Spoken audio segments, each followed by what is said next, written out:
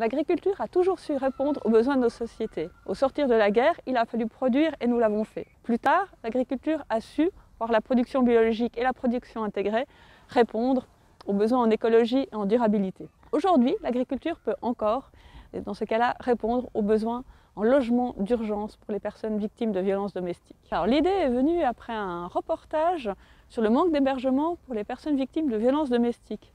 Nous en avons immédiatement parlé avec mes collègues vigneronnes de l'association Nous Artisanes du Vin et l'idée nous est venue de proposer les logements de nos saisonniers comme lieu d'hébergement, d'accueil temporaire, hors période d'activité au domaine.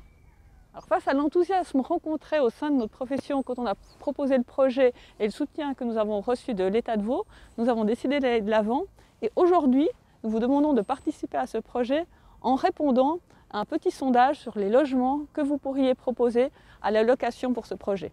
Est-ce que vous avez un dortoir à proposer, une petite chambre, vraiment un appartement, des possibilités pour cuisiner, voire même y a-t-il des transports publics à disposition pas loin?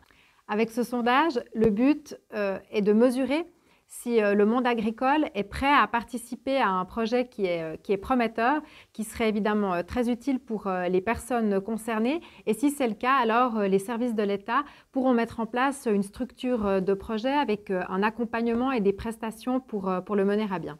Donc concrètement, puisqu'on est passé de l'idée à la pratique, nous recherchons une trentaine de places de logement pour accueillir par exemple des personnes victimes de violences domestiques, des bénéficiaires du RI ou des réfugiés statutaires. Je vous encourage encore une fois à le remplir tout en sachant que c'est évidemment libre de toute obligation.